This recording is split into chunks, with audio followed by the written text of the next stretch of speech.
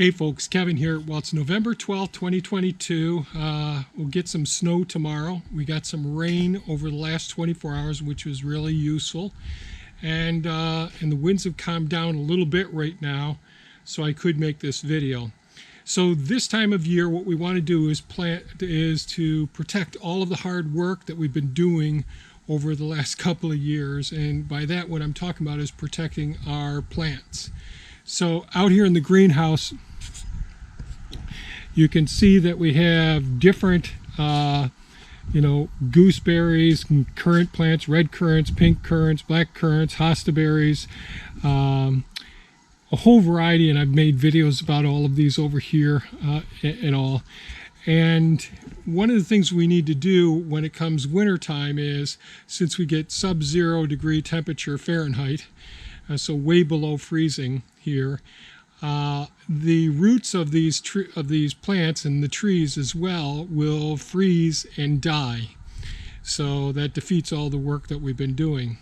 So with having the plants like Thea has organized, so it's really easy to see what's what out here in the garden, there's much less of a chance of us being able to protect them.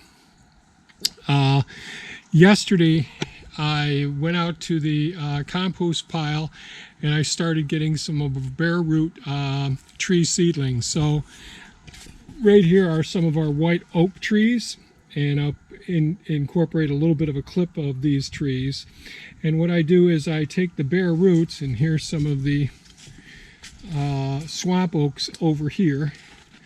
I put the bundles of bare root trees into the buckets. I put some leaves in the bottom of the bucket, and then I start putting the compost up on top of them. Last night we got rain and all, so some of the roots are a little bit exposed. That's better than having the trunk of the tree exposed. So one of the things we'll end up doing is tightly packing all of these. Oh, the other thing I forgot to say is these buckets that I use, I have drilled holes in them and in the bottom, so that they drain extremely well, because we don't want water getting in them and freezing. So important to let the buckets be able to drain very, very well. The other thing that we do with the trees, now you can heal those in over the winter out in a pile, and that would be fine. But my thoughts were I'm going to try it this way, so this way I can just grab a bucket, go off into the forest, and just start transplanting the trees if I get the opportunity in the early spring. They're really tight together, these bundles are. So there's, I don't know, quite a few trees. There's several hundred right here of the swamp chestnuts. I'm sorry, swamp oak trees. And there's probably 60 white oak trees right in here. So what we want to do is pack together all of the pots in a section of the greenhouse. So the walls of the greenhouse are super insulated. Down below the floor here, it's the stone mass that's below that. So by packing the pots closely together and then putting insulation around the outside, and I'll try and shoot when I get this out here, but we'll put insulation around the borders here. So we have a block of all the plants, and we'll put insulation around the border, and the outer walls are already well insulated. And then I'll dump some leaves over in here on the top as well. It would be great if we had a nice cover over in these areas. It'd be great if we had a closed-in greenhouse. And what I've done every year in the past is I go out and I dig trenches, and I carry all these buckets out to the trenches, and I put them in the trenches, because the earth temperature isn't going to freeze. And I had a real high success. But the deer know that they're there, and they just browse through them all fall and spring and some of the winter as well. And they stomp all over the tops of them and eat them right down. So we're going to try this year. So Thea and I will be moving all of these pots over into here and creating a nice little block that we can seal them together and insulate them as well as possible. Just like we created this block here as well. So that's what we're doing today before the snow comes tonight and tomorrow, and we'll give you an update as time goes on. So here we go. Okay, so I'm out back by the compost pile, and what I'm using here are 5-gallon buckets that have multiple 5/16 inch holes drilled in it. That's just the size I decided on. Previously, I'd use these 5-gallon buckets. I'd bury the buckets, leave the cap exposed, and put vegetative produce into these buckets, and these buckets were buried in the permanent raised bed gardens. I think that works on a small scale, but I decided to use these for overwintering various taprooted trees and other trees as well. So this is how we do the almond trees and peach trees, all those ones that I start at various times. So I start off by taking the empty bucket and I put a couple handful of the dried leaves that I collect that had been delivered for us, and I put that in the bottom. And when you compress it down with the soil, it's probably only a 1/2 inch thick space that it takes at the base of it. The taproots on these oak trees are quite long. They're just about the entire depth of a 5-gallon bucket. And I previously mentioned that these trees came from Rice Creek Field Station, where these were actually free for us, so I took advantage of it, both swamp oak and white oak trees. So once I put the leaves in the base of the bucket, then I put some compost in the bucket, and I don't put it in very deep, just to cover the leaves and to cover the side of the bucket that's laying on the ground, so that the roots of these trees, as I unpack them and set them in there, are completely encompassed by the compost. Now, you don't have to use compost. You could use mulch material. You could use old sawdust. You could use anything. The reason that I chose to use this as opposed to the mulch is because I may not get them in the ground, and some of these may end up not going into the ground until next fall. So, which is really, it will stress the trees out significantly if that's how long it takes. But this at least gives us a reasonable chance. So the trees are bagged up. They have a rubber band around a plastic bag, and there's paper towels around the roots themselves to help keep them moist. When I got them, I added a little bit of extra water to each bag so that I could take each bag and turn it both sideways and lay it flat so that the paper towel could be resaturated and keep the roots moist. We don't want the roots wet for prolonged periods of time. We just want to keep the roots moist. And again, all of these trees are in a dormant stage right now. They were we acquired them when they were dormant, and they're dormant still at this point. Ideally, we'd want to get them into the ground before they break dormancy.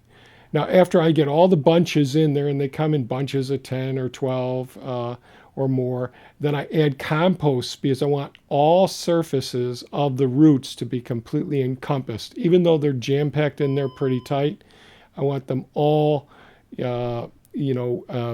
being surrounded by a moist soil mixture. It's really important to have the holes in the bucket so that they don't retain water, because during the winter months that could freeze solid. So again, just a little bit of leaves, throwing some compost in, leaving it on its side, unpacking each one of the bags of trees that we've got there, placing them carefully in there and making sure there's compost around each one bit by bit, then topping it off. And so that's the process that we went through to get the trees ready for the next phase.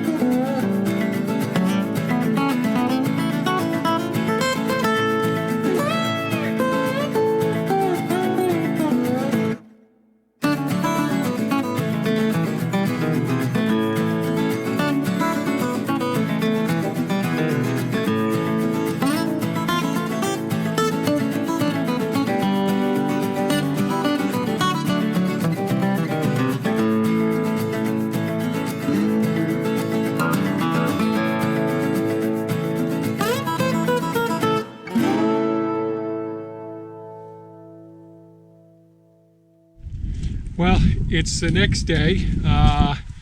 Strained my back a little bit moving a lot of the pots over into the areas that we wanted to block off, and I thought I'd take a walk around and show you what it looks like. I decided not to put the leaves on top of here because it'd be a hassle trying to get them in from the outside. I could use the grapple and dump them, but I'd be walking over the pots in order to get them in there. You can see I use insulation. I've got bags of stone to hold the insulation down. Have all the bushes and trees and seedlings and all pretty much jam-packed together, nice and tight. Again, the walls are all insulated very well, and it's all stone below the concrete on the floor there. So I think if we keep the roots above, let's say, 15 degrees Fahrenheit, 16 degrees Fahrenheit, that there's a real good chance that they will do just fine and the roots won't freeze. I could be wrong, and this would be a valuable lesson. I'll walk in here and see. So you can see how I have some of the insulation here.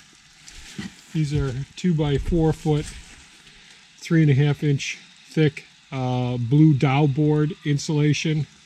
Came out of a construction project. Then I have some of my leftover insulated concrete forms that I'm holding down here. Again, just want to, the winds also really create a big issue. The flat surface out here will help to keep the cold from working its way underneath to the roots. Here are all the tree seedlings in these buckets here.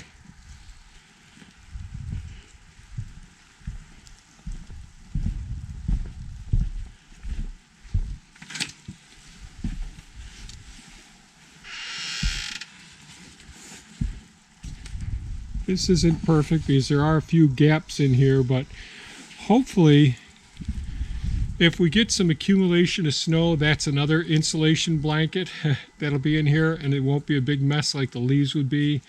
And amongst the leaves there are seeds as well that could create more of a hassle later on weeding the tops of these that are all mulched and all.